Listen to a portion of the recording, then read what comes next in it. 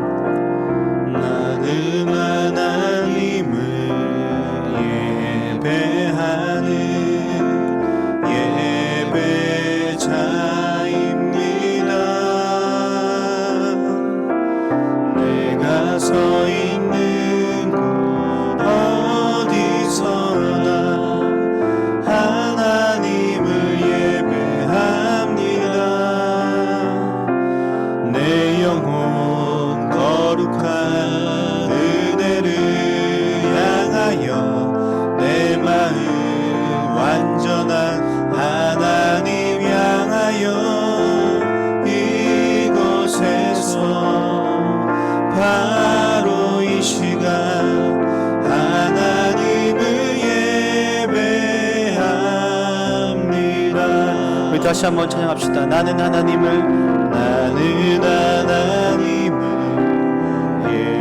예배하는 예배자입니다.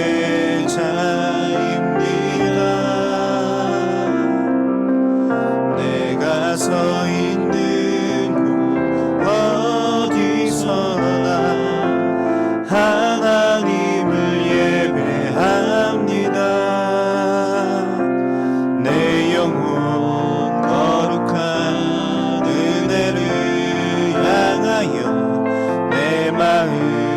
완전한 하나님 향하여 이곳에서 바로 이 시간 하나님을 예배합니다. 내 영혼 거룩한 은혜를 향하여 내 영혼 거룩한 은혜를 향하여 내 마음 완전한 하나님 향하여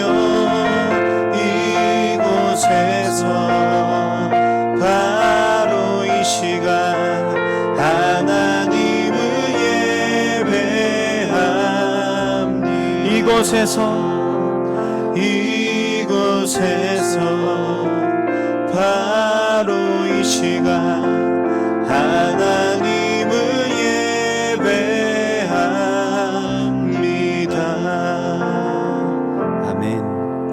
이 시간 우리 감사의 나눔을 함께 가져보도록 하겠습니다.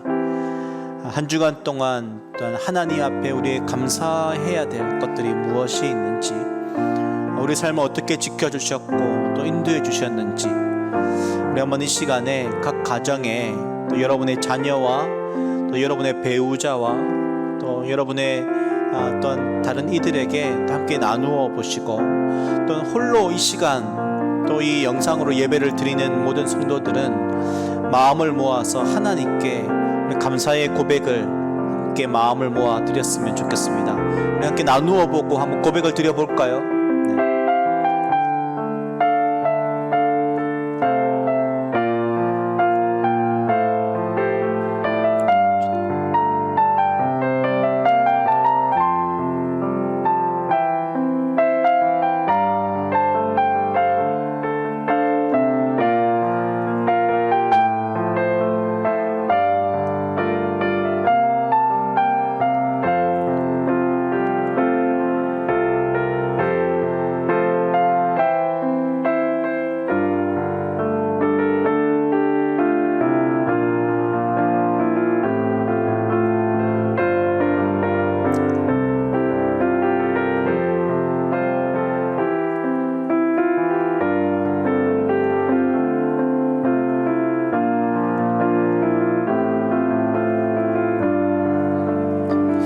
우리 한번 이 시간에 이제 우리의 마음을 모아서 그 감사의 마음을 모아서 우리의 신앙을 고백하도록 하겠습니다.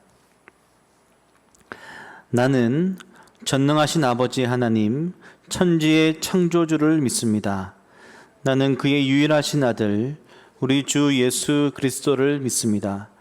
그는 성령으로 잉태되어 동정녀 마리아에게서 나시고 본디오 빌라도에게 고난을 받아 십자가에 못 박혀 죽으시고 장사된 지 사흘 만에 죽은 자 가운데서 다시 살아나셨으며 하늘에 오르시어 전능하신 아버지 하나님 우편에 앉아 계시다가 거기로부터 살아있는 자와 죽은 자를 심판하러 오십니다.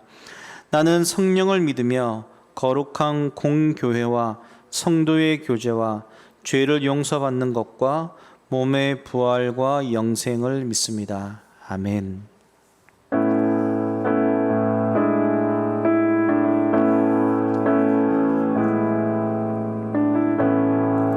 하늘의 문을 여소서, 이곳을 주목하소서. 주를 향한 노래가 꺼지지 않으니 하늘을 열고 보소서. 이곳에 임재하소서. 주님을 기다립니다. 기도의 향기가 하늘에 닿으니 주여 임재하여 주소서. 이곳에 오셔서 이곳에 앉으소서. 이곳에서 드리는 예배를 받으소서. 주님의 이름만이, 오직 주의 이름만 이곳에 있습니다.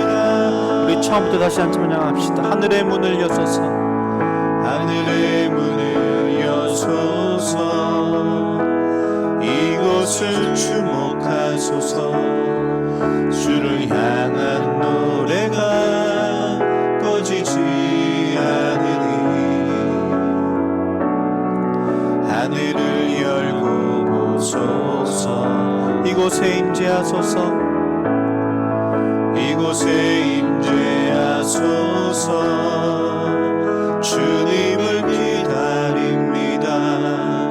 기도의 향기가 하늘에 닿으니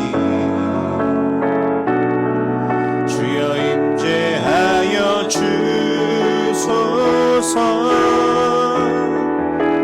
이곳에 오셔서 이곳에 앉으소서. 이곳에서 드리는 예배를 받으소서. 주님의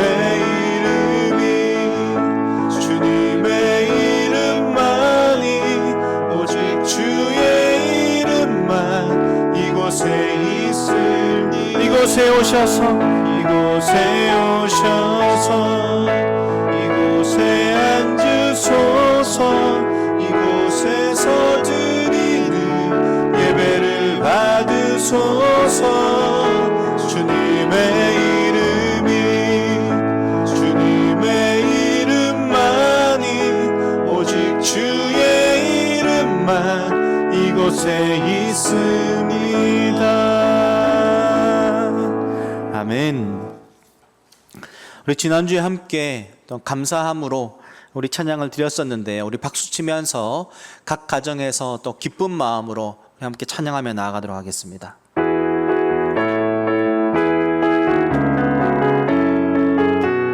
감사함으로 그 문에 들어가며 그의 궁정에 들어가 주께 감사드리며 그 이름을 송축하지.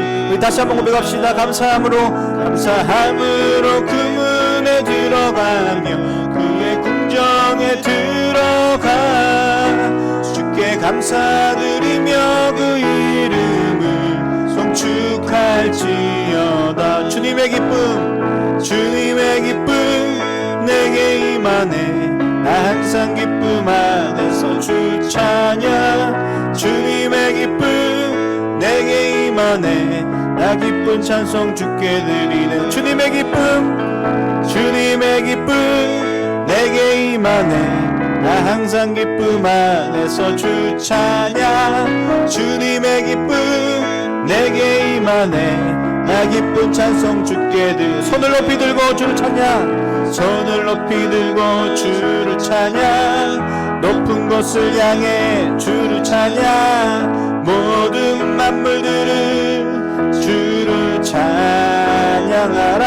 왕의 왕 대신 예수, 다스리시는 예수, 생명 있음을 찬양해.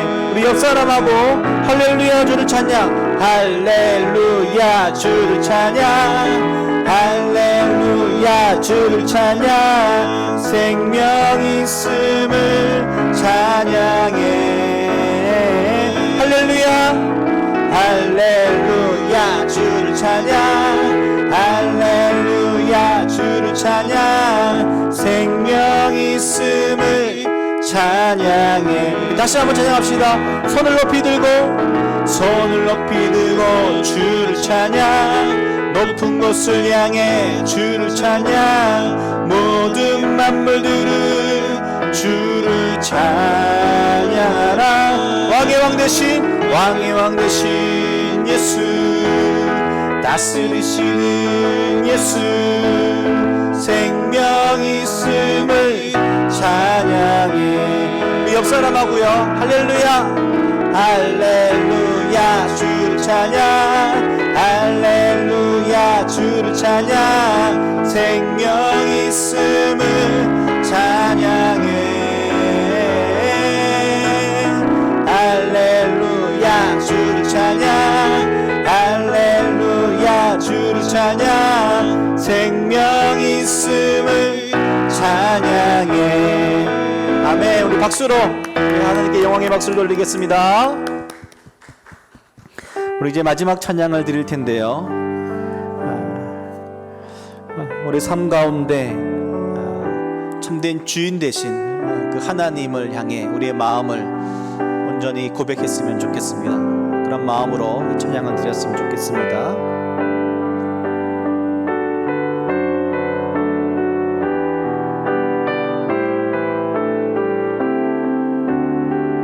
내가 주인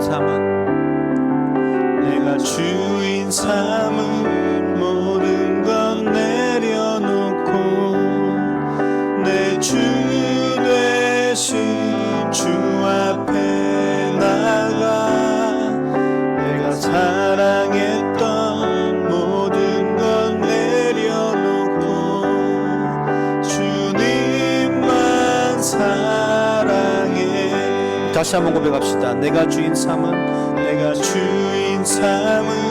모든 건 내려놓고 내 주 되신 주 앞에 나가. 내가 사랑했던 모든 건 내려놓고 주님만 사랑해. 주 사랑 거친 풍랑에도 깊은 바다처럼 나를 잠잠케 해. 주 사랑 내 영혼의 반석, 그 사랑 위에 서리. 다시 한번 고백합시다. 내가 주인 삼은 모든 건 내려놓고 내 주 되신 주 앞에 나가. 내가 사랑했던 모든 건 내려놓고 주님만 사랑해. 주 사랑 사랑 거친 풍랑에도 깊은 바다처럼 나를 잠잠케 해 주 사랑 내 영혼의 반석 그 사랑 위에서 우리 한 번 더 고백합시다. 주 사랑 주 사랑 거친 풍랑에도 깊은 바다처럼 나를 잠잠케 해 주 사랑 내 영혼의 반석 그 사랑 위에 서리. 한번 이 시간에 우리 한번 기도합시다. 이 시간 기도할 때는 우리가 코로나19가 다시 확산으로 어려움 가운데 이 한국이 놓여져 있고 또한 그것과 함께 한국 교회가 지금 많은 어려움을 겪고 있습니다. 이 시간 함께 기도할 때는요, 코로나19의 확산이 이제는 멈추어지고 이제는 다시 감소세로 그리고 이 코로나 치료제와 또한 백신이 빨리 개발되어질 수 있도록 또 기도하면서도 이때의 한국 교회가 또한 어떠한 자세와 어떠한 태도로 나아가고 또한 그리스도인들이 이때에 무엇을 해야 될지, 무엇보다 우리가 이때에 엎드려 기도해야 되는데 한국 교회를 불쌍히 여겨달라고 그러면 이 시간에 마음을 모아서 간절히 좀 기도했으면 좋겠습니다. 한번 기도하겠습니다. 하나님,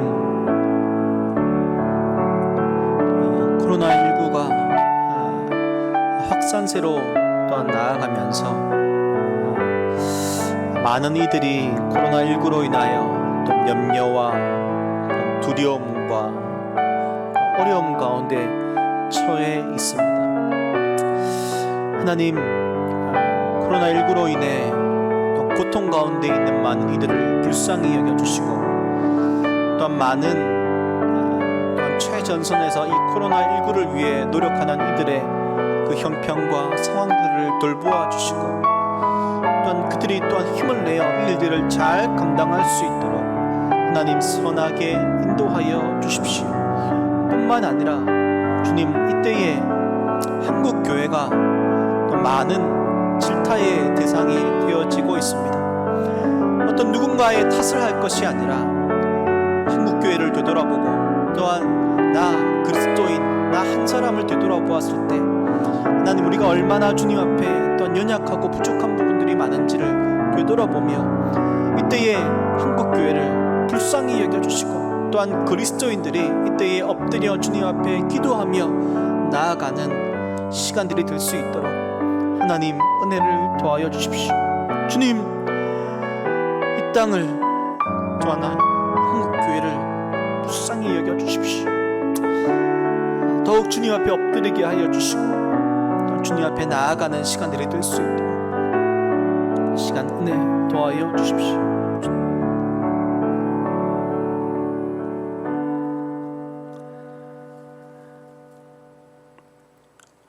이 시간 기도는 코로나19를 위한 중보기도 105일차 기도입니다. 이예원의 기도인데요. 저희를 항상 지켜보시는 주님, 오늘 하루를 살아가게 해주셔서 감사합니다. 비가 그치고 폭염이 시작되었는데 더워서 더욱 지치는 우리의 몸과 마음을 붙들어 주세요. 코로나가 교회 때문에 다시 시작되고 있습니다. 그것 때문에 진실한 크리스찬이 피해받지 않도록 도와주세요. 갑자기 확진자가 많아져서 더 고생하고 있는 의료진에게 힘을 주세요. 또 더울 때 마스크 끼는 게 힘들지만 사람들이 서로를 배려할 수 있게 도와주세요. 바쁘고 정신없는 하루를 살아갈 때 하나님이 저희와 함께 하신다는 것을 깨닫는 시간을 보낼 수 있도록 도와주세요. 이렇게 기도드릴 수 있음에 감사를 드립니다. 감사를 드리며 예수님의 이름으로 기도합니다. 아멘.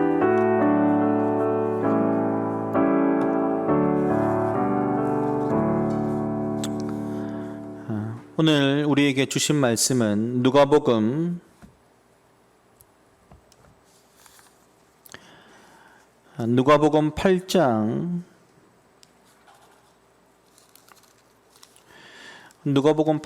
14절과 로마서 6장 12절과 13절 말씀입니다. 우리 찾으셨으면 함께 읽도록 하겠습니다. 누가복음 8장 14절, 로마서 6장 12절과 13절입니다. 먼저 누가복음 8장 14절을 같이 읽겠습니다. 시작. 가시떨기에 떨어졌다는 것은 말씀을 들은 자이나 지내는 중 이생의 염려와 재물과 향락의 기운이 막혀 온전히 결실하지 못하는 자요. 그 다음에 로마서 6장 12절과 13절 말씀을 같이 읽겠습니다. 시작. 그러므로 너희는 죄가 너희 죽을 몸을 지배하지 못하게 하여 몸의 사욕에 순종하지 말고 또한 너희 지체를 불의의 무기로 죄에게 내주지 말고 오직 너희 자신을 죽은 자 가운데서 다시 살아난 자 같이 하나님께 드리며 너희 지체를 의의 무기로 하나님께 드리라. 아멘. 이 시간 예수님의 비유 6번째 네 가지 땅에 떨어진 씨 비유라는 제목으로 목사님 말씀 증거해 주시겠습니다.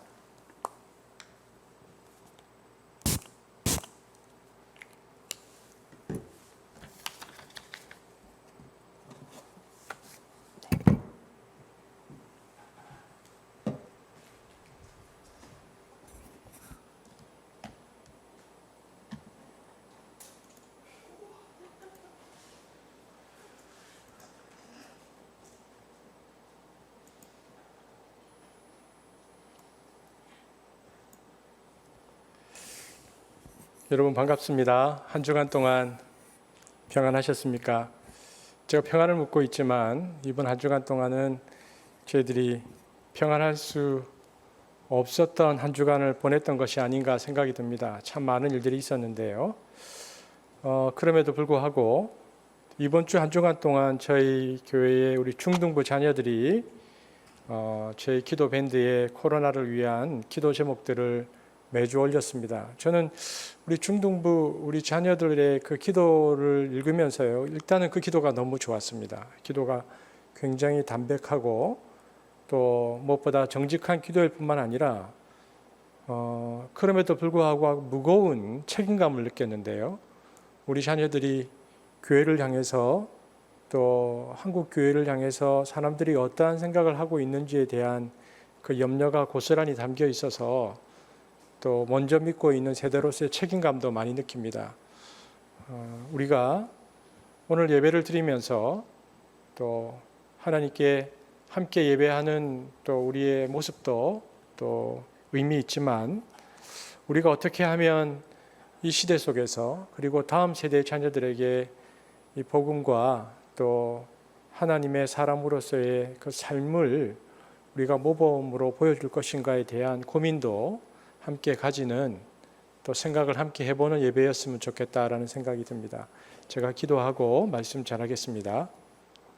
사랑해 주님 감사합니다. 오늘 주께서 우리를 이곳에 부르시고 또 예배하게 하셨습니다. 사랑해 주님, 오늘도 주님은 우리의 왕이시라는 것을 고백합니다.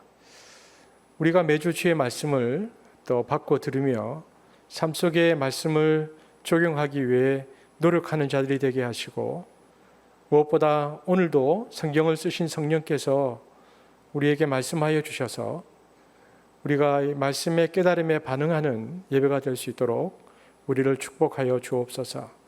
감사를 드리며 예수님 이름으로 기도합니다. 아멘. 네 가지 땅에 떨어진 씨 비유라는 제목으로 말씀을 나누고 있는데요. 성경 주석가 중에서 애덤 클라크라는 분이 계십니다.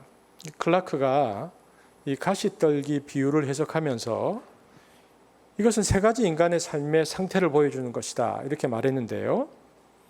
첫째는 우리가 살펴보았던 것처럼 세상의 염려인데 이것은 가난할 때 생긴다는 겁니다. 그래서 하루하루 먹고 사는 문제에 시달리는 사람들은 오늘 내가 어떻게 생존할 수 있을까에 대한 염려로 불안하게 되는데, 이렇듯 가난할 때는 염려가 가시떨기로 나온다는 거죠. 클라크의 말에 의하면. 두 번째는 뭐였습니까? 돈이죠. 돈은 가난을 벗어나서 어느 정도 통장에 돈이 쌓여지기 시작하면 그때부터 마태복음 13장 말씀처럼 재물의 유혹이 시작되는데, 그때부터는 돈에 대한 이 쾌감과 환상이 우리의 기운을 빼앗아 가버리고 중독시켜 버린다는 거죠. 세 번째는 향락이라고 말했습니다. 이 향락이라는 것은 시간의 여유가 생길 때 주어진다는 겁니다. 돈도 있고 시간의 여유가 생길 때 생겨나는 쾌락 추구, 이것이 향락이다 이렇게 얘기했습니다. 이 클라크의 주석을 보면서 느끼는 건 뭐냐면요, 사람이 타락할 때는 반드시 세 가지가 있을 때라는 겁니다. 첫 번째는 건강할 때, 두 번째는 돈이 있을 때, 거기에 시간까지 있으면 인간은 분명히 타락합니다. 셋 중에 하나는 없어야 됩니다. 뭐가 없는 게 좋을까요? 여러분 스스로 선택하십시오. 지금 나는 무엇이 없는 게 좋을까? 셋 중 하나, 하나님 나는 그것이 없게 해주십시오 라고 기도해야 됩니다. 이것이 아마 우리에게 가시떨기가 생기지 않는 지혜 중 하나일 것입니다. 우리 한번 심각하게 고민해 볼까요? 셋 중 무엇이 없어야 될까요? 건강, 돈, 시간. 하나만 없으면 됩니다. 여러분 선택하시길 바랍니다. 주님은 세 번째 가시떨기가 향락이라고 말씀하셨습니다.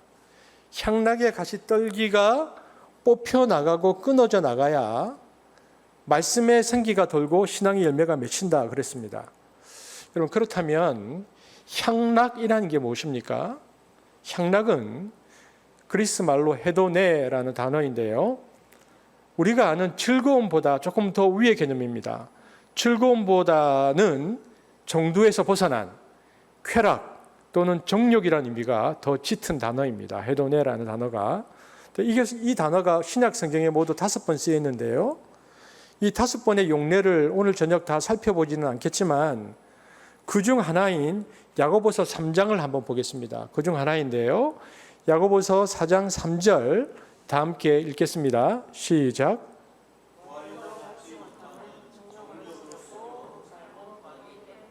여기 정욕이 향락입니다. 같은 단어입니다. 다른 말로 하면 구하여도 받지 못함은 향락으로 쓰려고 구하기 때문이다 이렇게 되어 있습니다. 여러분 기도할 때에 제일 조심해야 하는 것은 기도의 동기가 무엇인가 하는 것입니다. 주님은 동기를 보십니다. 동기가 성령의 거룩한 감동으로 일어난 것이면 아무 문제가 없습니다. 그러나 오늘 야고보서에서 야고보가 뭐라고 말하냐면 우리의 기도의 동기가 정욕, 즉 향락으로 구하면 문제가 된다고 야고보 사도는 말하고 있습니다. 우리가 야고보가 목회했던 그 당시에 그 목회 환경으로 들어가 보면 야고보가 말했던 여기에 해당하는 자들은요, 자신의 쾌락적 욕심을 만족시키기 위해서 하나님께 무언가를 구했다는 것을 알 수 있습니다. 즉 이런 거죠. 더 들어가 보면 내가 다른 형제들보다도 더 많이 무언가를 소유함으로써 자랑하기 위해서 기도한 자들도 있었고요. 또 다른 형제의 부여와 평안을 시기하는 그 열등감에서 하나님 나도 저거 갖고 싶어요 라고 기도하는 자들이 있었다는 것입니다. 그런데 사실이 어쨌든 이 그릇된 동기를 가지고 자신의 욕심을 충족시키기 위해서 한 기도는 악할 뿐이다. 야고보가 그렇게 말하고 있습니다. 그래서 우리가 기도할 때 하나님 이번 한 번은 꼭 들어주세요. 나 그거 누리고 싶어요. 그런데 무엇인가 누리고자 그리고 즐기고자 하는 마음으로 구하면 하나님은 응답하지 않는다라고 야고보 사도가 말하고 있습니다. 미턴이라는 신학자가 있는데요. 미턴이 우리가 잘 아는 기도에 대한 아주 중요한 격언을 우리에게 남겼죠. 그가 이렇게 말했습니다. 기도의 본질은 우리가 원하는 것을 하나님으로부터 얻어내는 것이 아니라 하나님에 의해 우리가 변화되어 하나님께서 우리에게 원하시는 것을 우리도 원하게 되는 것이다. 이것이 기도의 이제 바른 방향, 목적이겠죠. 그러면 이 향락은 어디에서 나오는 것일까요? 향락의 근원, 향락의 뿌리를 알아야 향락이라는 가시떨기를 쳐낼 수 있고 뽑을 수 있습니다. 그러면 향락의 뿌리가 어디인가? 야고보 사도가 방금 향락으로 구하면 안 된다고 말하면서요. 그 앞에 향락의 뿌리에 관해서 말했습니다. 야고보서 4장 1절인데 함께 읽겠습니다. 시작. 너희 중에 싸움이 어디로부터 다툼이 어디로부터 나느냐?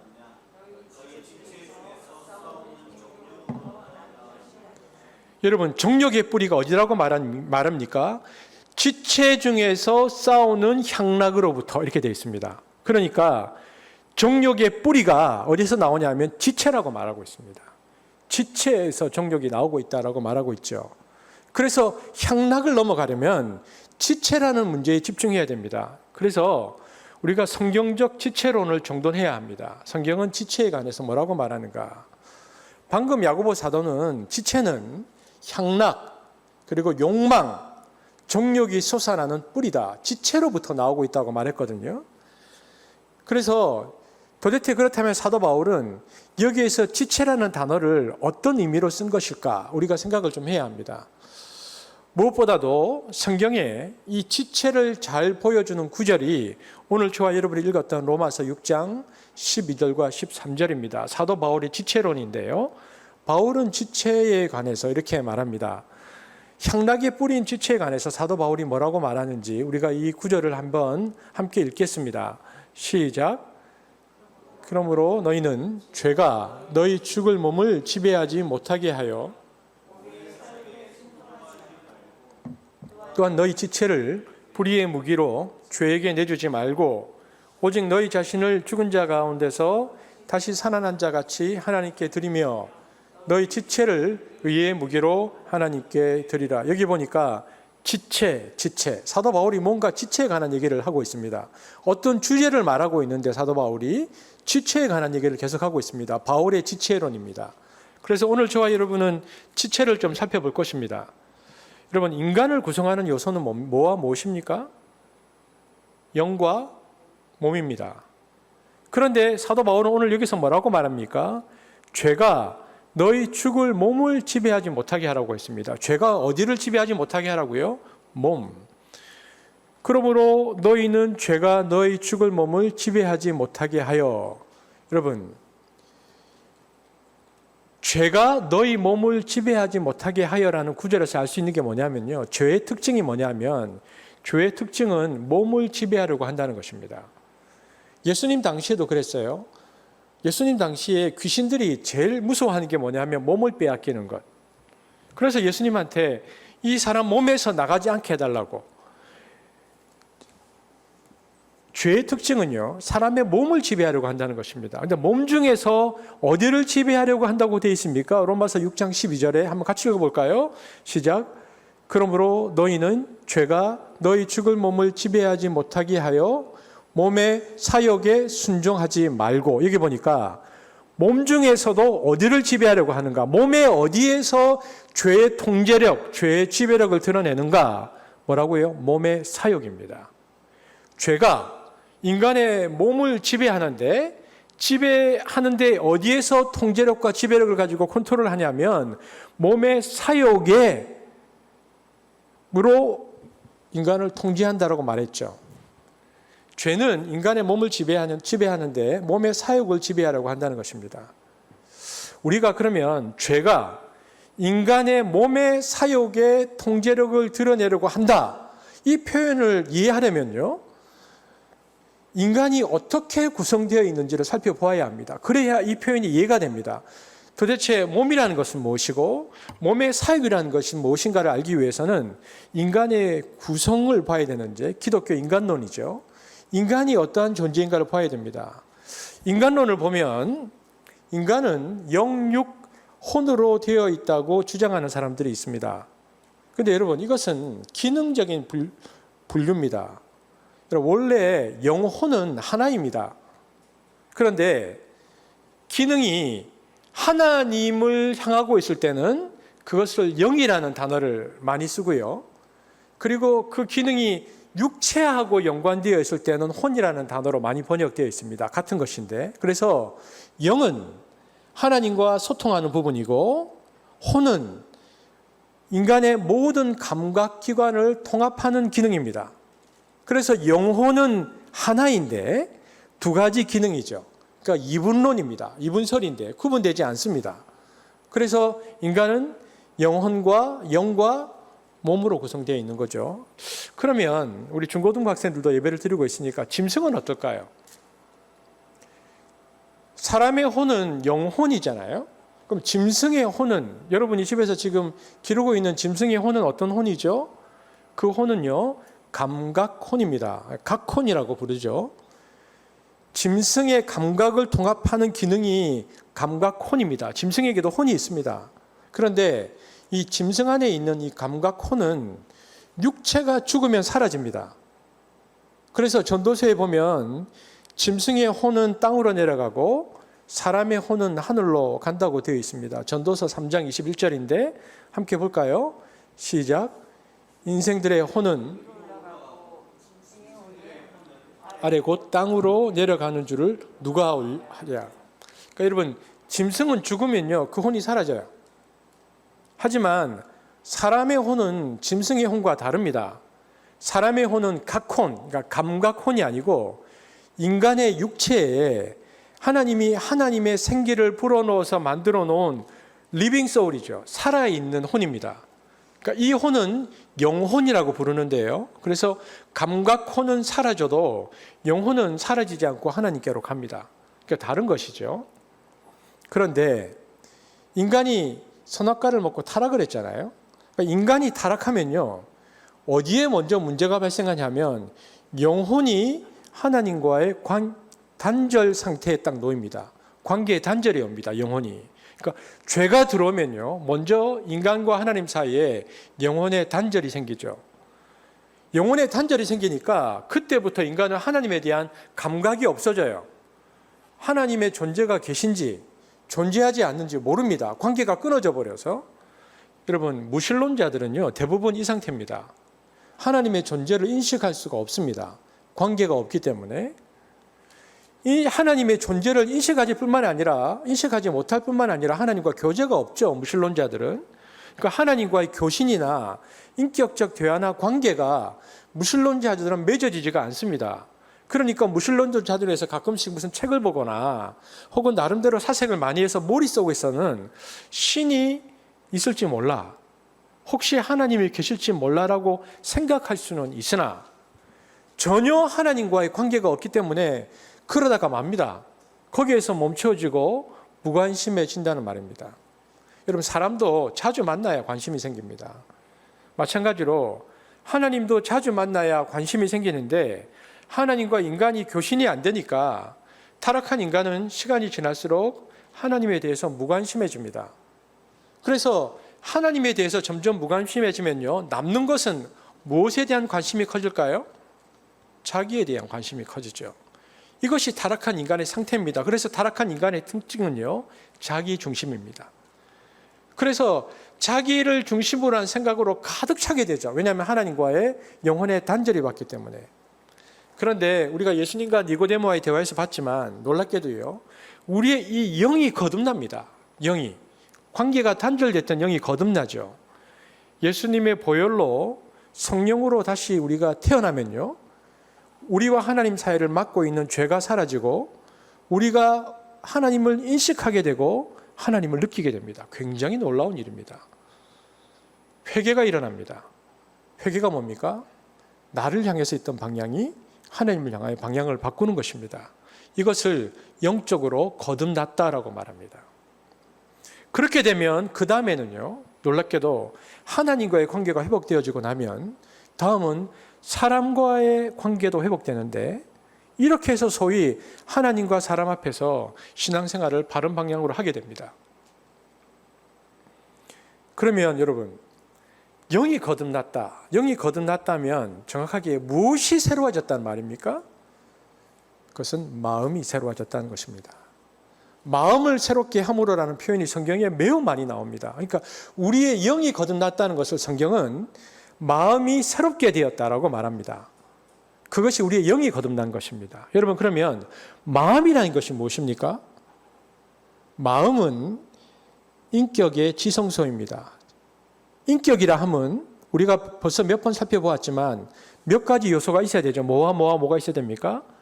지, 정, 의가 있어야 됩니다. 여러분, 컴퓨터로 말하면 CPU하고 비슷한 겁니다. 그걸 마음이라고 말합니다. 여러분, 그런데 사람들의 마음들을 들여다보면요, 사람들의 마음에 총 세 종류가 있다는 것을 알 수 있습니다. 첫 번째는 귀신의 영이 들어가 있는 사람이 있어요. 그러니까 무당, 박수 같은 이런 사람들, 귀신의 영이 들어가 있는 사람. 또 두 번째, 성령이 들어와 있는 사람. 두 번째 마음이죠. 세 번째는 귀신도 없고 성령도 없고 내 영만 있는 사람. 이렇게 세 종류로 마음이 분류가 됩니다. 내 영만 있는 사람, 귀신이 들어가 있는 사람, 성령이 있는 사람. 그런데 영이 거듭났다는 말은 내 영만 있었는데 성령이 내 마음이라는 지성소로 들어오셔서 내 영을 거듭나게 하시고 내 마음속에 있는 내 영과 하나님의 영이 함께 있게 되었다라는 것을 말합니다. 이것이 영적으로 거듭났다라고 말하는 것입니다. 그래서 그때부터 놀라운 일이 발생하는데요. 내 영도 있지만 성령이 내 안에 계시기 때문에 그때부터는 내 영이 연약해서 잘못하는 것을 성령이 말할 수 없는 탄식으로 중보기도도 하시고, 때로는 내가 기도한 내용과 기도의 응답을 잘 모를 때 성령께서 나에게 감동을 주셔서 하나님의 뜻을 깨닫기도 하시는 그런 일이 성령께서 내 마음속에 계셔서 함께 일어나게 되는데, 이것이 성경적 인간론입니다. 그러니까 인간은 영과 육으로 되어 있는데 인간의 영이 단절되어 있다가 이 영이 하나님 앞에서 관계가 회복되어서 성령이 내 안에 들어오셔서 인간이 그렇게 반응하고 하나님에 대해서 하나님을 인지할 수 있도록 하나님께 대해서 인지한다라는 것이 성경적 인간론이거든요. 그래서 성령이 내 마음속에 오셔서 영이 거듭나면요, 딱딱하고 굳어 있고 완악한 나의 마음이 부드러워지고요, 어린아이 피부처럼 민감한 마음으로 바뀝니다. 놀랍게 바뀌는 거죠, 인간의 마음이라는 것이. 특별히 성령에 민감하고 죄에 민감하고 다른 사람의 필요에 민감하고 하나님의 필요에 아주 민감한 새 피부 같은 그런 마음이 인간의 마음속에 생기는 것입니다. 이것이 인간이 거듭났다고 말하는 것이죠. 저와 여러분이 신앙생활을 하다가 이제 영적 훈련 혹은 영적 수련 이런 표현을 쓰는데, 우리가 영적 훈련에 있어서 아주 중요한 요소가 뭐냐? 그래서 우리의 마음을 훈련해야 됩니다. 우리의 마음이죠. 마음을 성령 안에서 새롭게 가다듬어 나가는 훈련이 우리에게 매일매일 필요합니다. 우리의 마음이 어린아이 피부처럼 부드러워졌다고 했는데 성령 안에서, 그랬다가 다시 마음이 딱딱해지곤 합니다. 어떨 때 딱딱해질까요? 우리가 지금 가시떨기를 계속 보고 있지만 욕심 때문에 집착이 생기면 마음이 다시 딱딱해집니다. 그러니까 우리가 어떤 훈련을 해야 할까요? 항상 욕심을 버리고 성령의 뜻에 잘 반응하도록, 그래서 우리의 마음이 유연할 수 있는 마음 훈련을 해야 됩니다. 욕심을 버리는 훈련을 해야 되겠죠. 또 언제 우리의 마음이 다시 딱딱해질까요? 누구를 미워하면 혹은 분노하면 다시 우리의 마음이 굳어지죠. 미움과 분노, 상처가 생기면 또 마음이 굳어지겠죠. 그러니까 우리가 누군가를 미워하지 않도록, 분노하지 않도록 우리의 마음의 훈련들을 계속 해야 되겠죠. 왜냐하면 하나님은 완악한 마음, 딱딱한 마음, 혹은 습관적인 마음, 영적 예민성을 상실한 마음을 싫어하시거든요. 왜냐하면 성령이 우리의 마음을 거듭나게 했는데 다시 옛날로 돌아가려고 하니까 계속해서 우리가 우리의 마음을 훈련해야 한다는 것입니다. 그러므로 우리가 성령 안에서 다윗도 그렇게 기도했는데요. 늘 성령 안에서 우리가 새 마음을 구하면 하나님 나에게 날마다 나를 새롭게 해주십시오. 새 마음을 구하면 하나님이 날마다 예수님의 보혈로 우리를 씻기시고 말씀으로 우리 마음을 다듬으셔서 아주 깨끗하고 민감하고 투명한 마음이 되도록 우리를 이끄십니다. 그러니까 전체 인간론 중에 인간의 영혼이 단절되어 있다가 회복되었는데 그 마음인데요. 그 마음을 우리가 그렇게 훈련해야 한다는 것이 인간론의 그 반, 그러니까 2분의 1의 이제 정돈이겠죠. 근데 그러면 반 남아 있는 게 뭡니까? 몸입니다. 그런데 문제는 몸입니다. 인간에게는 영혼이 있고 육체가 있거든요. 하나님은 영혼뿐만 아니라 육체를 인간에게 주셨습니다. 그런데 향락의 문제를 다루면서요, 성경은 향락은 몸의 문제라고 말합니다. 향락은 몸의 문제다. 로마서 6장 12절 한번 같이 읽어보겠습니다. 시작. 그러므로 너희는 몸의 사욕에 순종하지 말고, 여기 보니까 죄가 너희 죽을 몸을 지배하지 못하게 하여. 여러분, 죄의 특징이 뭡니까? 몸을 지배하려고 한다는 거죠. 근데 어떤 몸입니까? 죽을 몸. 바울은 죄로 인해서 몸이 죽는 존재가 되었다고 말하고 있습니다. 여러분, 몸은 날마다 죽어갑니다. 세포가 사라지고 병이 생기고 여러 가지 기능이 떨어져서 우리는 날마다 죽어갑니다. 우리의 몸은 죽을 몸입니다. 그런데 타락한 인간, 그러니까 죽을 몸인 이 타락한 인간은 이 타락한 인간을 죄가 와서 우리를 지배하려고 하는데, 몸을 지배하는데, 죽을 몸을 지배하는데, 죄가 몸을, 성경에 보니까 뭐라고 되어 있습니까? 죄가 너희 죽을 몸을 지배하지 못하게 하여. 그런데 죄가 몸 중에서도 어디를 지배하려고 합니까? 몸이 어디에? 아까도 말씀드렸는데 통제력, 지배력을 드러냅니까? 몸의 사욕이라고 표현했습니다. 몸의 사욕. 타락한 인간의 몸에는요, 사욕이 있습니다. 이 사욕을 한번 그 사전으로 찾아보세요. 찾으면 이렇게 되어 있습니다. 자신의 개인적인 이익이나 만족만을 탐하는 욕심, 어떤 잘못된 욕망이 인간의 몸에 있다는 겁니다. 그래서 죄가 몸을 지배하면 어떤 일이 발생하는가? 몸의 사욕에 순종하게 된다. 어떤 잘못된 욕망에 인간이 순종하게 된다는 것입니다. 즉, 자신의 개인적인 이익이나 만족만을 탐하는 욕심에 순종하게 된다라고 사도 바울은 말하고 있습니다. 여러분, 이 부분에 관해서 영국의 로이드 존스 목사님은 아주 흥미로운 주석을 했습니다. 로이드 존스 목사님이 몸의 사역에 관해서 설명하면서 이것은 인간의 신경계통이 타락으로 문제가 생겨서 쾌락과 향락에 매우 민감하게 반응하게 된 상태라고 설명했습니다. 탁월한 주석입니다. 인간의 이 해석이 가능한 이유는요, 로이드 존스가 의사였거든요. 그러니까 로이드 존스가 의사였기 때문에 이 몸의 사역을 인간의 신경계통이 타락을 했고, 타락한 인간의 신경계통은 쾌락과 향락에 매우 민감하게 반응하게 되었다라고 말하죠. 그래서 로이드 존스 목사님의 주석으로 말하자면요, 우리의 쾌락과 향락에 매우 민감하게 반응하는 타락한 신경계통이 있는데, 그 신경계통의 자극, 그러니까 그 신경계통이라는 것에 어떤 자극이 와야 되잖아요. 그 타락한 쾌락과 향락에 매우 민감하게 반응하는 신경계통의 자극 혹은 입력을 주는 촉수와 같은 역할이 있는데, 그것이 무엇인가?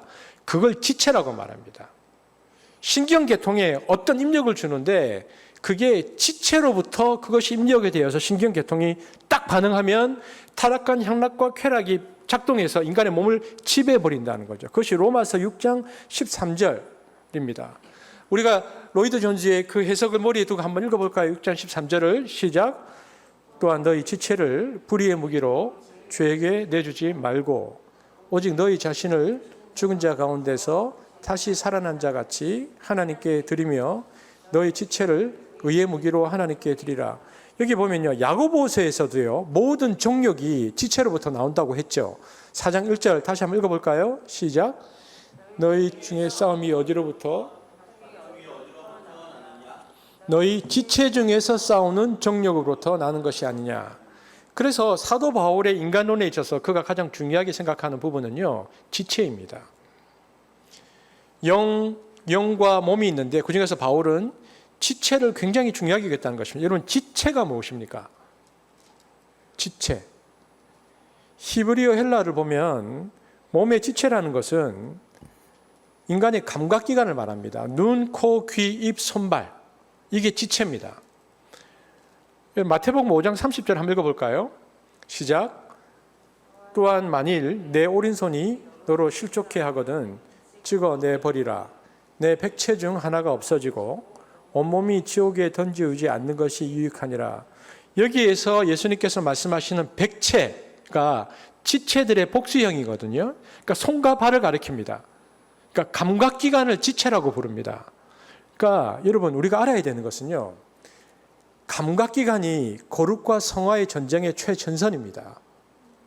다른 게 신앙생활의 어떤 영역들이 아니고 감각기관이 거룩과 성화의 전쟁의 최일선입니다.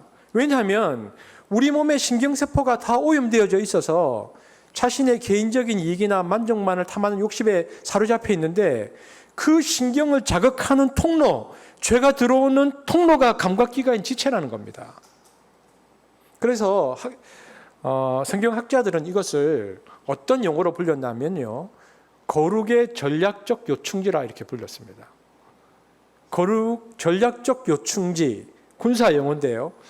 우리 한번 군대 갔다 오신 우리 형제분들 한번 말해 보시죠. 전략적 요충지가 뭡니까? 전쟁을 할 때요, 다른 곳은 다 빼앗겨도 되지만 그것만 확보하면 전투의 승패를 바꿔놓는, 절대로 놓쳐서는 안 되는 요충지. 그래서 무슨 고지 전투 할 때 이게 전략적 요충지죠. 인천 상륙작전이 일어날 때도 마찬가지입니다. 전쟁에 있어서 거기를 뚫는다는 것입니다. 전략적 요충지. 그런데 성경학자들은 이 지체, 감각기관이 거룩과 성화의 전략적 요충지다라고 말하고 있습니다. 로마서 6장 13절 다시 한번 읽어볼까요? 그래서 어떤 단어들이 반복되는지 시작. 또한 너희 지체를 불의의 무기로 죄에게 내주지 말고 오직 너희 자신을 죽은 자 가운데서 다시 살아난 자 같이 하나님께 드리며 너희 지체를 의의 무기로 하나님께 드리라. 여기 보니까 불의의 무기, 의의 무기, 뭡니까? 무기는 뭐 할 때 쓰는 겁니까? 전쟁이죠. 그러니까 바울은요, 인간론 중에서 지체를 다루면서 이를 전쟁으로 생각했다는 겁니다. 그만큼 중요하고 치열한 영적 싸움의 중심지가 지체다. 불의의 무기로 살 것인가, 의의 무기로 살 것인가, 이 지체들이, 바울은 지금 그것을 말하고 있습니다. 그러니까 우리의 지체, 즉 눈, 코, 귀, 입, 손발, 감각기관이 영적 최전선인데요. 여러분, 우리가 신앙생활을 하면서 눈, 코, 귀, 입, 손발이 우리의 영적 전쟁의 최전선이라는 생각을 하고 사십니까? 영적 전쟁의 전략적 요충지라는 생각을 하고 우리가 삽니까? 이 생각을 하지 못하기 때문에 우리의 신앙은 피상성을 벗어나지 못하고 관념적인 신앙생활에 머물 때가 많습니다. 머릿속에서만 그냥 이렇게 생각을 하는 거죠. 머리에서 눈, 코, 귀, 입, 손발까지 우리의 신앙이 나가지 못하기 때문에 우리 신앙생활이 피상성을 벗어나지 못한다는 말입니다.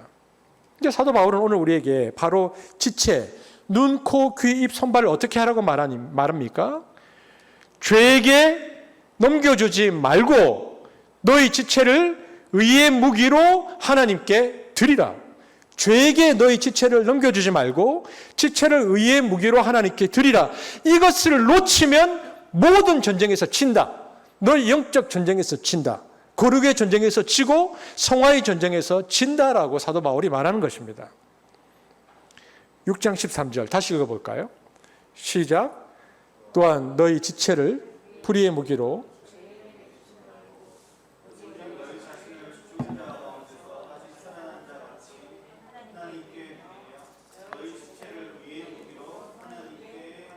그렇다면 여기 보니까 너희 지체를 의의 무기로, 우리의 몸을 의로운 무기로 드리라고 그랬잖아요.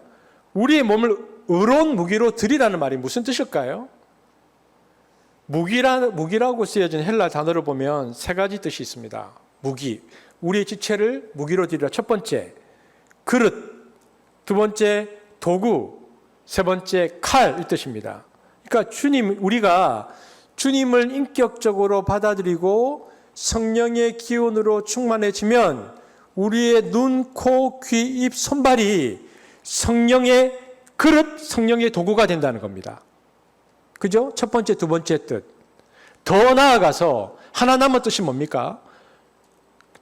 도구, 그릇 말고 우리의 감각기관인 지체가 하나님의 칼돌 될 수 있다. 이렇게 말하는 거죠. 우리의 말, 우리의 행동 하나하나가 성령의 칼, 성령의 검이 될 수 있다고 말합니다. 어떻게 하면 우리의 말과 행동이 성령의 검이 될 수 있습니까? 에베소서 6장 17절 함께 읽겠습니다. 시작. 구원의 투구와 성령의 검, 곧 하나님의 말씀을 가지라. 무엇입니까? 우리가 하나님의 말씀을 가지면, 우리가 하나님의 말씀에 붙들려 있으면, 그리고 그 말씀에 의해서 우리들의 지체들이 순종하며 나아가면 우리의 지체는 하나님의 말씀, 즉 성령의 검이 될 수 있다. 성경이 우리에게 그렇게 말하고 있는 거죠. 여러분 한번 생각해 보십시오. 다 큰 어른들, 지금까지 30년, 40년, 50년 자기 생각과 고집에 가득 찬 사람들이 그 누군가의 말을 듣고 자기 평생 살아왔던 방식을 바꾸겠습니까? 여러분 그런 일은 없습니다. 그런데 놀랍게도 그런 일이 가끔씩 일어나잖아요. 40년, 50년을 자기 뜻대로 살다가 예수님을 영접하고 자기 인생을 바꿔버리는 사람들이 있습니다. 만약 그런 일이 가능하다면 왜 가능한 것일까? 오직 좌우의 날성검보다도 예리한 하나님의 말씀으로 그들의 심장과 골수와 영혼 깊은 곳까지 성령이 그것을 찔렀기 때문에 가능한 것입니다. 여러분 놀라운 것은요, 의사들이 수술해야 할 때 어떤 아주 정밀한 현미경 같은 것으로 바라보면서 수술할 부위를 정확하게 알고 아주 예리하게 그것을 집도하는 것처럼요, 하나님의 말씀도요, 하나님 말씀도, 말씀 중에도 저와 그리고 지금까지 30년, 40년 자기 뜻대로 살아왔던 그 사람의 삶에 반드시 닿아야 할 그 부분을 성령께서 정확하게 아셔서 마치 수술에서 드러내듯이 바로 그 자리에 그 말씀이 딱 마음에 부딪히도록 성령께서 역사하십니다. 하나님의 말씀은 군더더기 하나 없이 정확하게 그 사람의 삶에서 가장 필요한 부분을 건드리죠. 그래서 누구든 그분의 말씀, 성령의 검을 속이거나 비껴갈 수 없습니다. 달고 때로는 오묘하고 때로는 시원하고 때로는 동시에 두렵고 떨리는 권위와 이 예리함을 가지고 있는 것이 말씀인데요. 그런데 그 성령의 검, 성령께서 역사하실 때 성령이 역사하시는 칼의 역할을 우리의 지체가 할 수 있다는 것입니다. 어떻게? 하나님의 말씀에 순종하고 붙들려 있으면 그 성령의 역사를 우리의 지체를 통해서 하시겠다는 거죠. 에베소서 6장 17절 구원의 투구와 성령의 검 곧 하나님의 말씀을 가지라.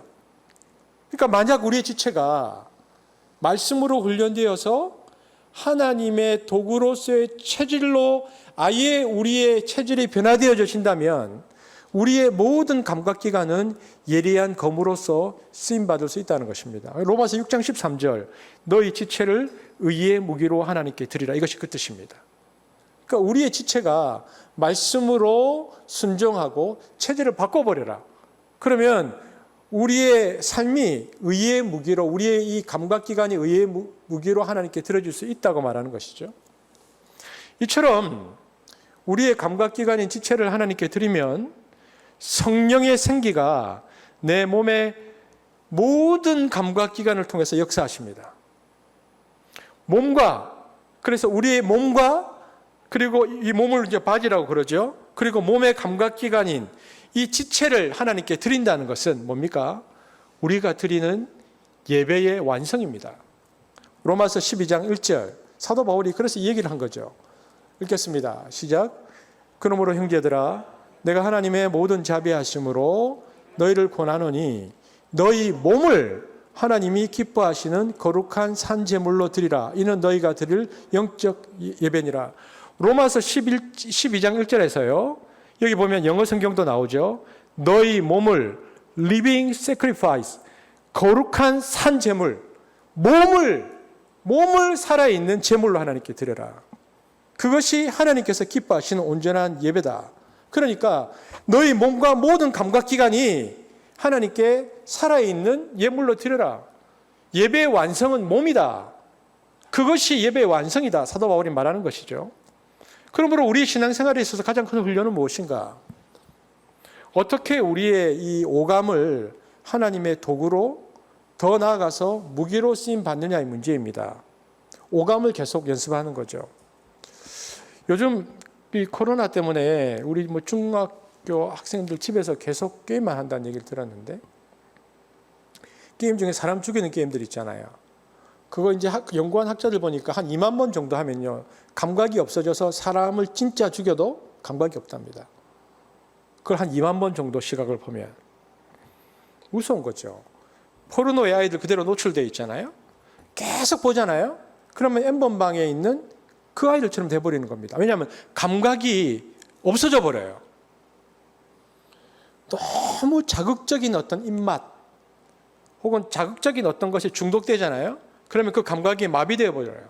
그러니까 이처럼 우리 지체가 세상으로 그냥 개방되어 버리면요, 신경계통의 오염과 더불어서 사랑과 진리에 대해서는 그때부터는 반응이 굉장히 늦거나 약하거나, 그리고 아예 반응을 안 해버리고요, 악한 것에서는 반응이 굉장히 빠르게 나타납니다.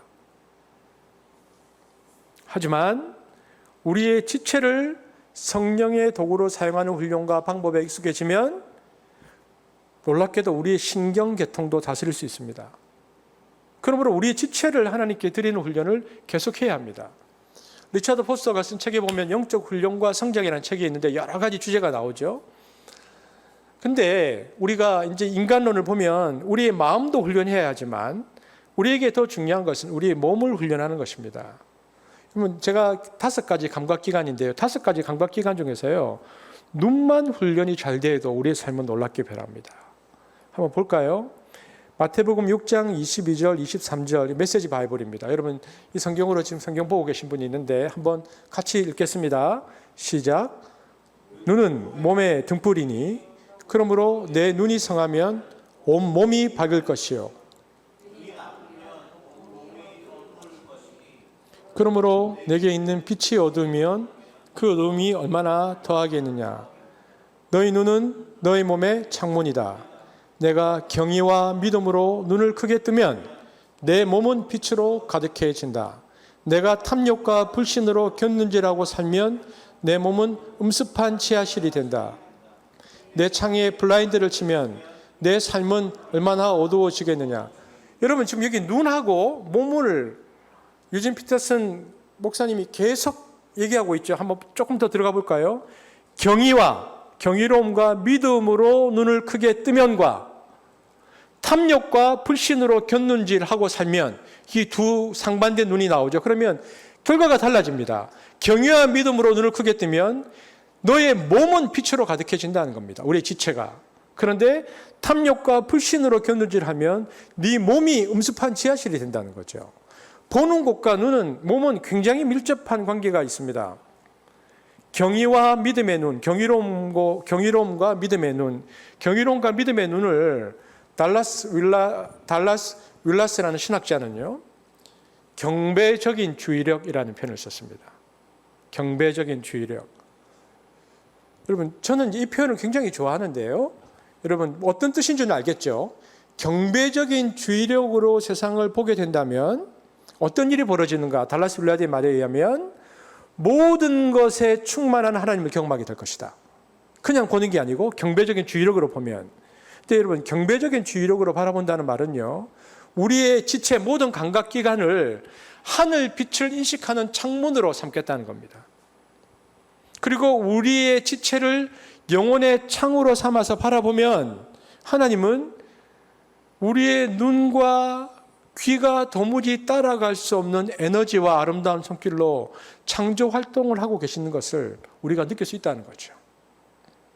여러분, 그러면 어떻게 하면 우리의 눈이 경배적인 주의력을 가질 수 있을까요?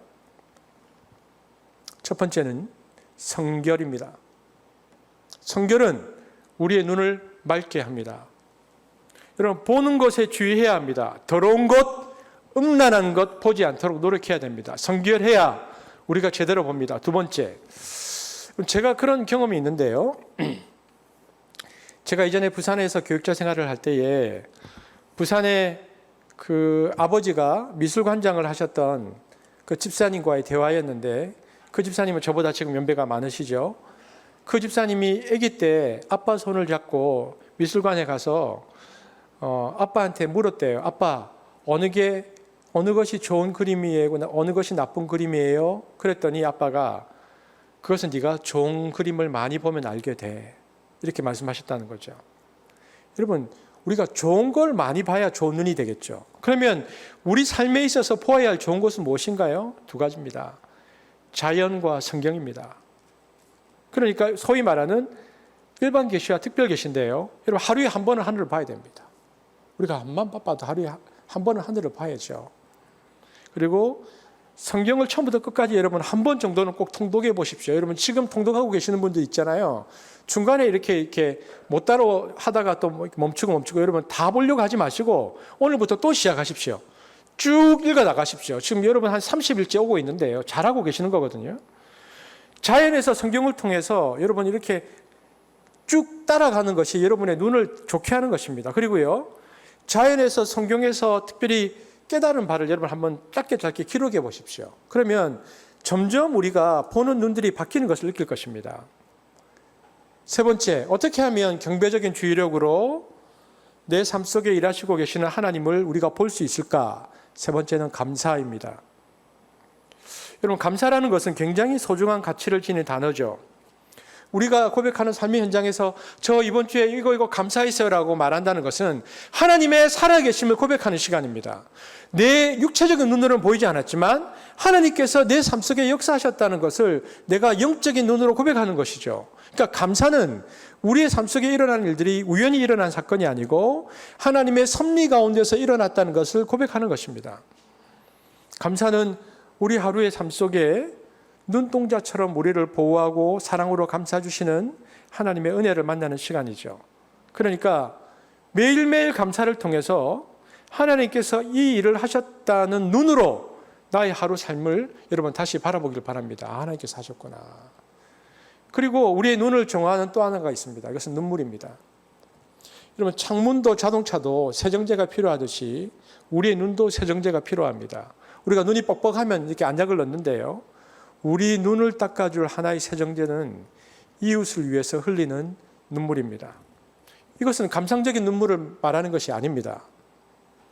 그의 아픔, 그의 고통, 그리고 그의 슬픔을 위로하고 그의 문제를 풀어주기 위해서 땀 흘리는 과정을 포함하는 눈물입니다. 이보다 강력한 세정제가 없습니다.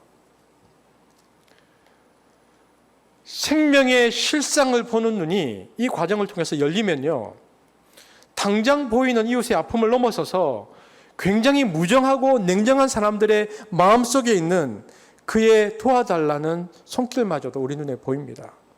그것이 보여요. 이제는 저 사람은 지금 그 말을 하고 있구나. 그래서 그들을 위해서 기도하고 중보할 수 있게 되어지죠. 그래서 우리에게 필요한 것은 눈을 훈련하는 것입니다. 그리고 우리의 귀가 훈련되어져야 합니다. 여러분은 지금 여러분의 삶 속에서, 여러분의 다양한 체험들 속에서 어떤 메시지를 듣고 계십니까? 지금 하나님께서 여러분의 삶 속에서, 그리고 한국 사회에서, 그리고 이 세계를 향해서 어떤 일을 하고 계시려는지에 대한 낌새라도 감지하십니까? 아니면 하늘로 나 있는 이 안테나가 완전히 고장나 버린 건 아닙니까?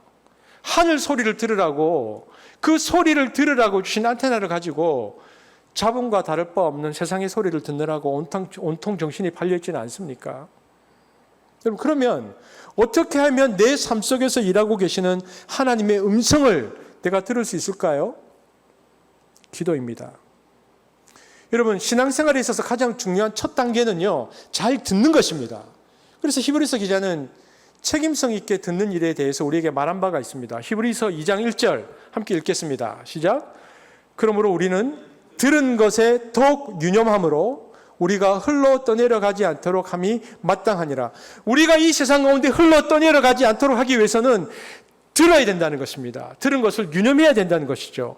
잘 듣는 일은 기독교인이 지녀야 할 가장 중요한 덕목들 가운데 하나입니다. 경청입니다. 매일 아침 우리에게 필요한 기도는 그래서 들음의 기도입니다. 기도는 들음에서 시작됩니다. 자기의 바램만을 하나님께 아뢰는 자는 하나님의 말씀을 들을 수 없고 들을 수 없기에 기도할 수 없습니다. 자기 소리를 침묵시키고 귀를 기울인 자만이 하나님의 음성을 들을 수 있습니다. 그러므로 기도는 입으로 하는 것이 아니고 귀로 하는 것입니다. 듣는 자만이 참으로 기도합니다. 듣게 되어지면 내 삶의 시그널과 노이즈가 분별이 됩니다. 그리고 내 귀가 다른 이의 필요에 민감한 귀로 바뀝니다. 그래서 듣는 것에 대한 훈련이 필요하죠. 우리의 입도 마찬가지입니다. 사람은 태어나는 순간 입에 도끼를 품고 나온다는 말이 있습니다.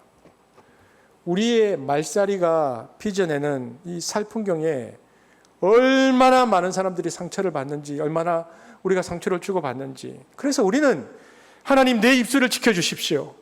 그리고 감사하는 말, 다른 일을 축복하는 말을 하게 해주십시오라고 기도하고 실천해야 됩니다. 입을 훈련해야 되죠. 하나님 내 코가 죄의 냄새까지 맡을 수 있도록 나를 생각해 주십시오. 나의 손발이 복음의 신을 신고 이웃을 돕는 손발이 되게 해주십시오. 이처럼 우리는 우리의 모든 감각기관을 훈련하고 갖고 나가야 합니다.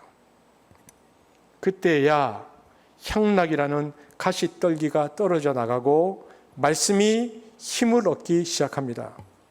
그러므로 향락의 가시떨기를 떨쳐내는 방법은 지체의 훈련과 싸움입니다.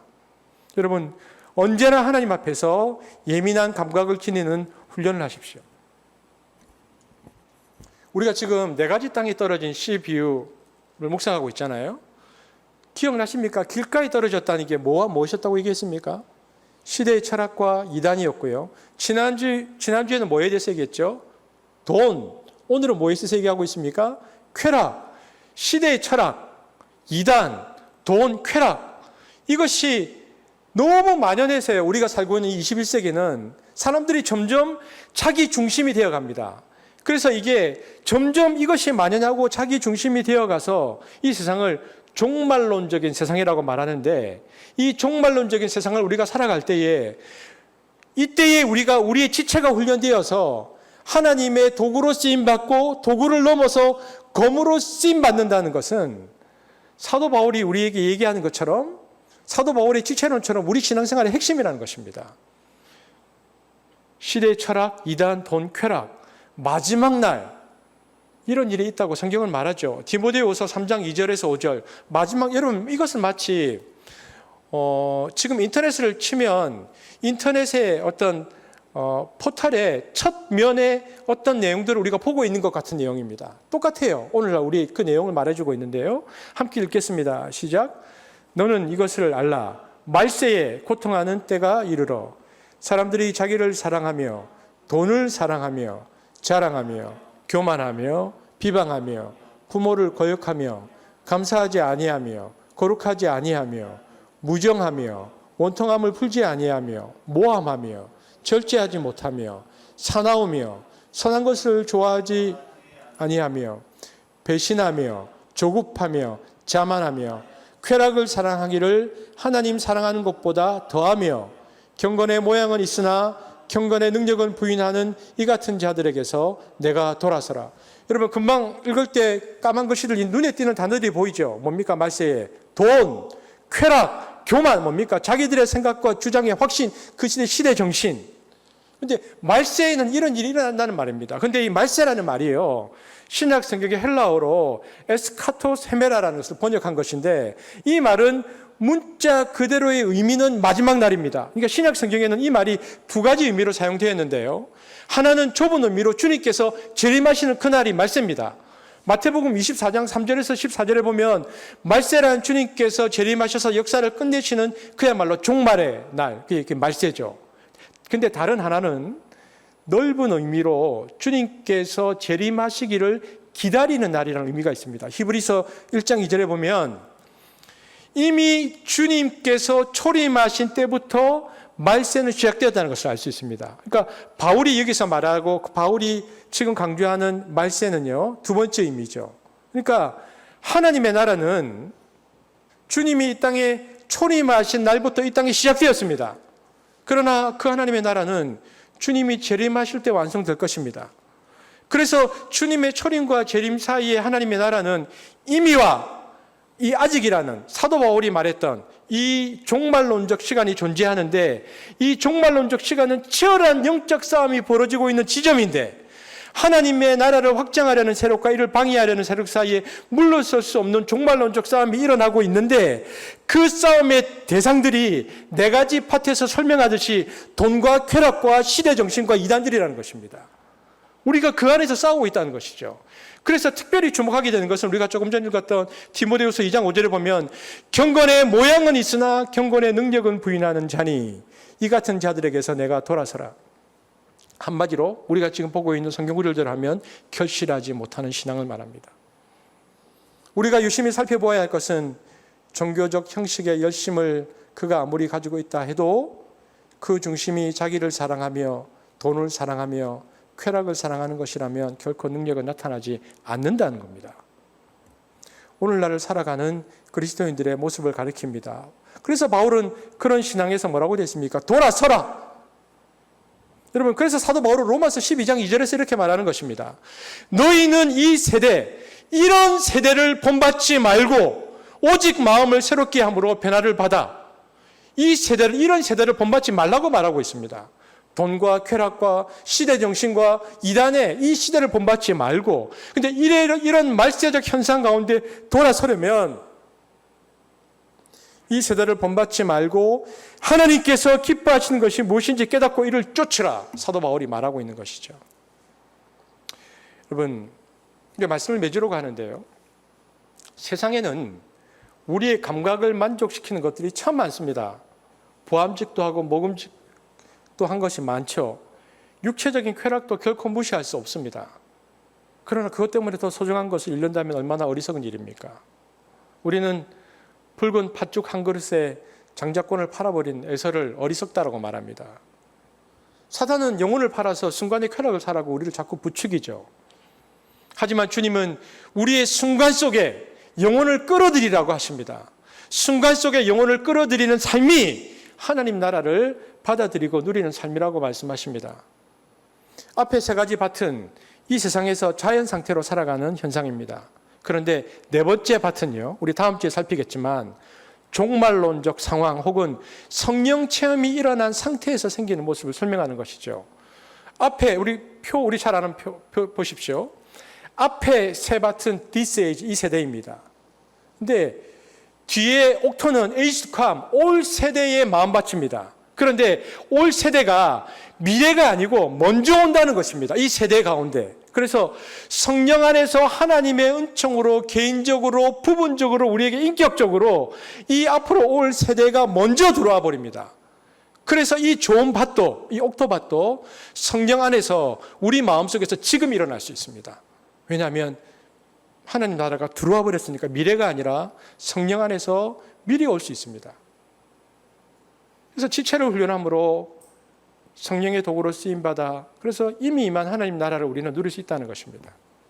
그래서 여러분, 저와 여러분의 기도가 이것이 되기를 원합니다. 하나님, 좋은 것 보게 해주세요. 악하고 음란한 것 보지 말게 해주세요.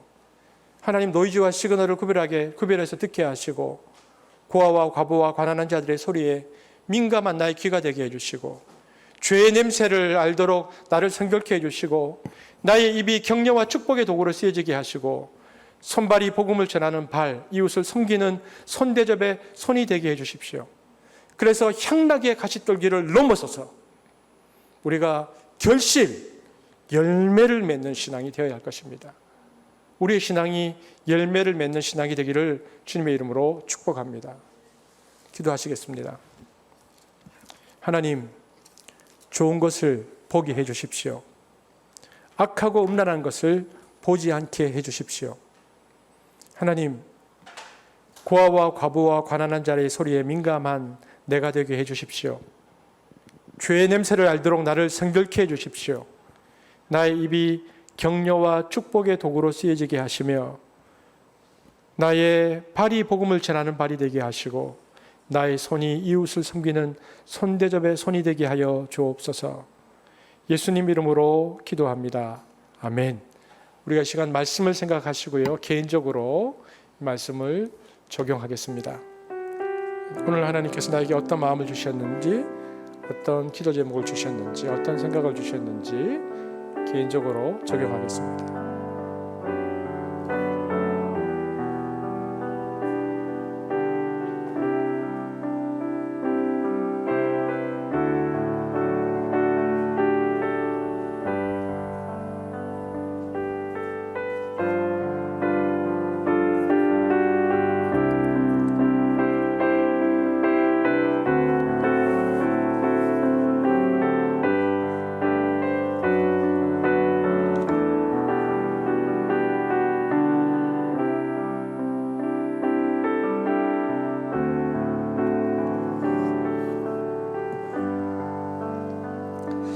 우리 한번 이 시간의 말씀을 우리 기억하면서 우리 한번 이 찬양을 좀 드렸으면 좋겠습니다. 우리의 지체, 이 모든 것들이 정결케 되어질 수 있기를 간절히 바라는 마음으로 찬양합시다.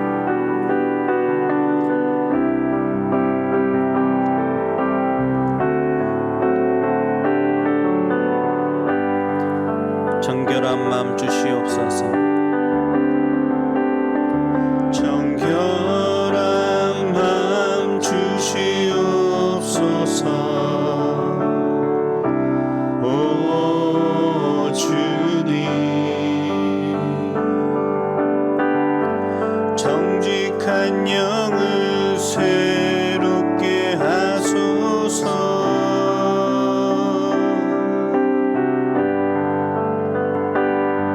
정결한 마음 주시옵소서. 오 주님, 정직한 영을 새롭게 하소서.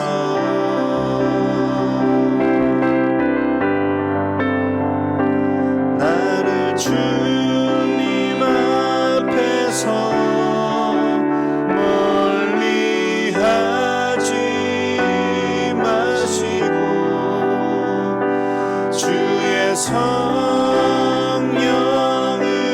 거두지 마옵소서.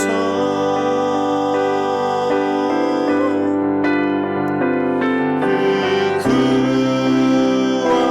구원의 기쁨 다시 회복시키시고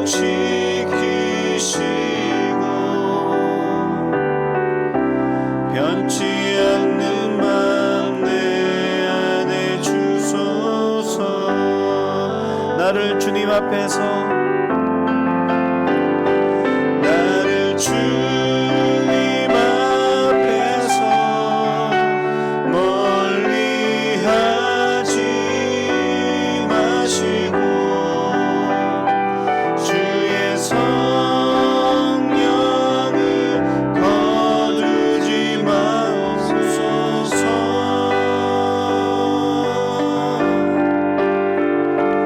그 구원의 기쁨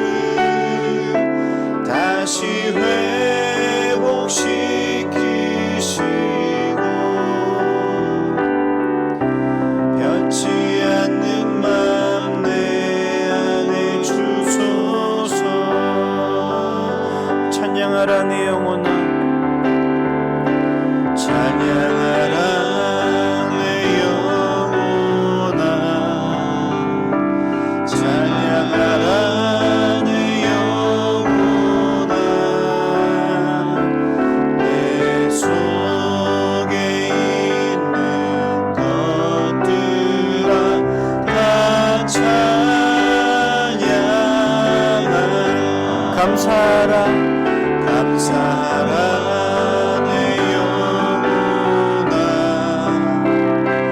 감사하라 내 영혼아 내 속에 있는 것들아 다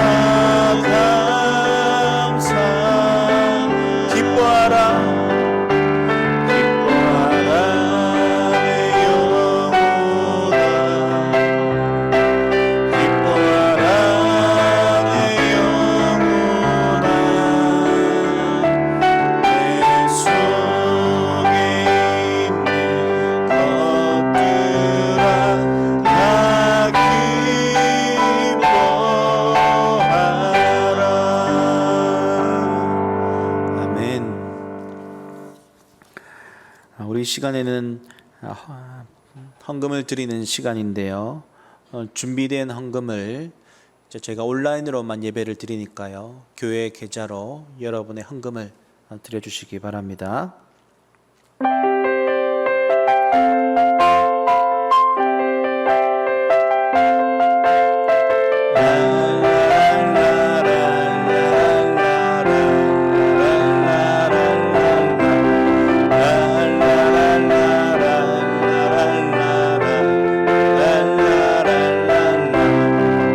내게 있는 모든 것을 아낌없이 드리네 세상 모든 것 다 변해도 변하지 않는 주의 사랑 주의 크신 은혜 우리에게 주시고 저희로 날마다 찬송하게 하소서. 주께 드리네 주께 드리네 주께 드리네 나의 젊음과 정성 다해서 주께 드리네 주께 드리네 나의 젊음과 정성 다해서 주께 드리네 주께 드리네 주께 드리네 나의 젊음과 정성 다해서 주께 드리네 주께 드리네 나의 젊음과 정성 다해서. 아멘. 시간 목사님 봉헌 기도해 주시고 축도해 주심으로 예배를 마치겠습니다.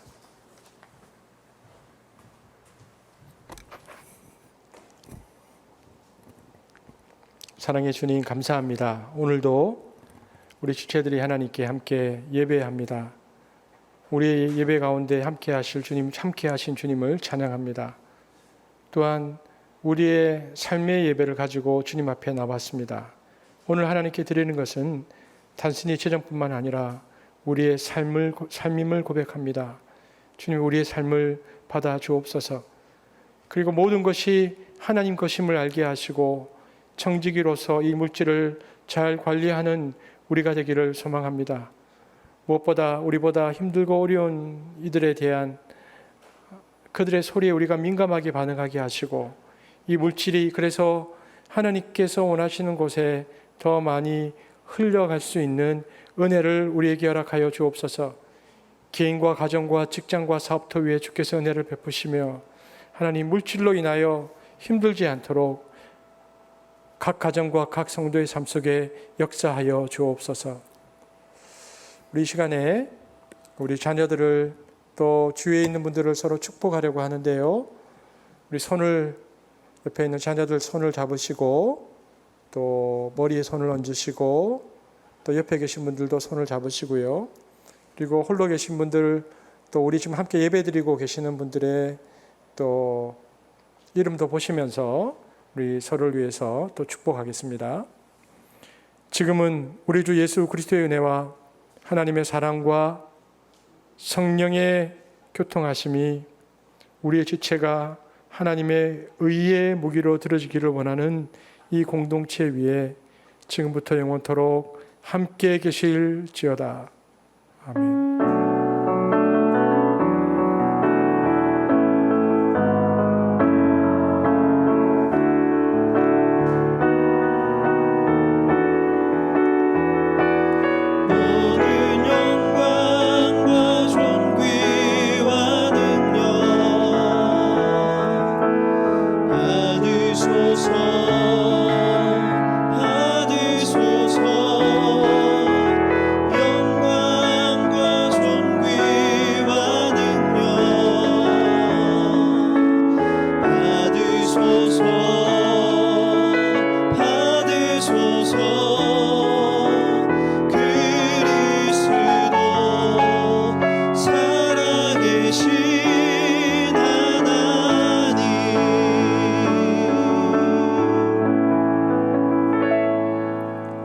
자, 우리 문제를 내겠습니다. 우리 초등부 친구들, 사람의 혼은 영혼인데 짐승의 혼은 무슨 혼이라고 했죠?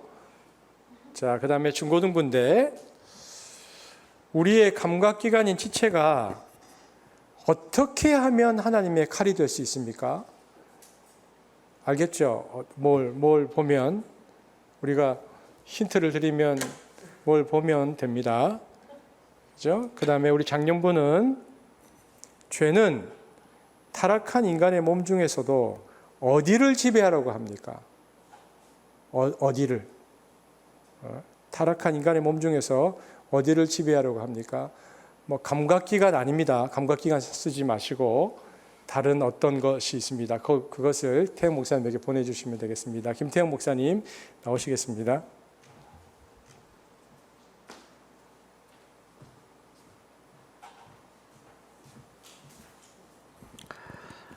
네, 성도 여러분 반갑습니다. 이제 예배를 시작할 때도 말씀을 드렸던 것처럼 저희가 이제 온라인 예배로 지금은 다 전환이 되어서 교회에서는 모여서 따로 예배를 드리지 않는데요.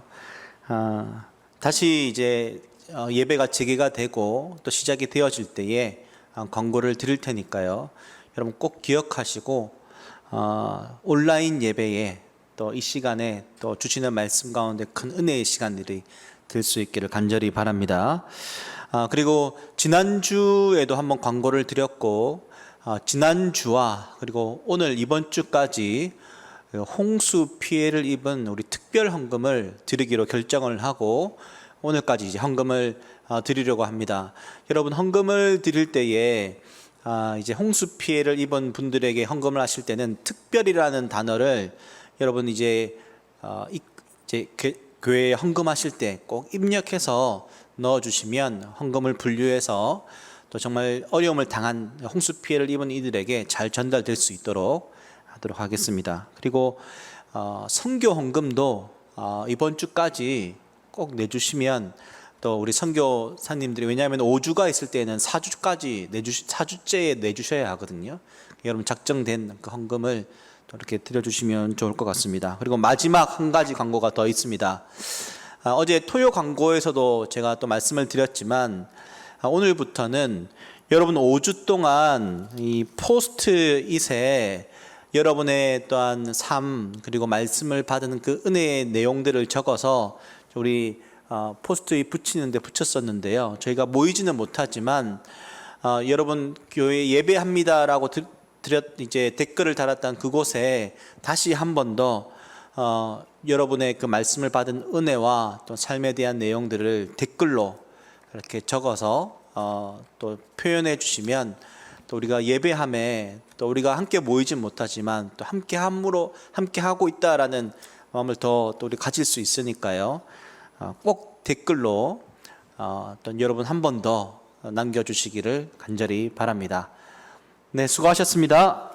사랑하는 지체 여러분, 한 주간 뉴스에서 전해지는 소식들을 들으며 여러분은 어떻게 지내셨습니까? 코로나로 힘든 시간을 보내고 있는 국민들에게 최근 코로나19의 확산의 중심에 교회가 있다는 소식들을 들으시고 여러분의 마음이 어떠셨습니까? 아마 여러분의 마음이 저의 마음과 그리 다르지 않을 것이다 저는 생각합니다. 확신자의 숫자가 급속히 늘어나고 교회의 이름들이 늘어날 때마다 마음이 많이 무거웠습니다. 왜 그 중심에 교회가 있는지, 왜 교회가 예수님의 가르침과는 다르게 이런 모습을 보여야 하는지, 다음 세대 아이들에게 왜 이런 아픔을 물려주어야 하는지에 대한 안타까움에 보내었던 한 주였습니다. 하지만 저는 오히려 지금이 한국교회가 근본적으로 개혁하고 회복할 수 있는 좋은 기회라는 생각이 들기도 했습니다. 그래서 어떻게 해야 할까, 무엇을 할까 고민하던 중에 우리의 걱정과 염려를 기도로 바꾸어야 하겠다라는 생각을 했습니다. 그래서 저는 이번 한 주간 동안 한국교회를 위해서 매일 한 끼 금식 기도를 하고자 합니다. 한국교회 개혁과 회복을 위해서 함께 기도로 동참하기를 원하시는 분들은 김태형 목사님에게 오늘까지 연락해 주시기를 바랍니다. 그리고 정부의 지침에 따라 당분간 현장에서 함께 모여 예배하지 못해 안타까움이 큽니다. 만나는 기쁨도 컸었는데요. 하지만 교회도 여러분도 방역 지침을 잘 지켜서 이 어려운 시기들을 잘 이겨낼 수 있게 되어지길 바랍니다. 무엇보다 한 주 동안의 한습의 기도를 하나님께서 사용하여 주시기를 원하고 또 은혜 베풀어 주시기를 간절히 바랍니다. 여러분 축복합니다.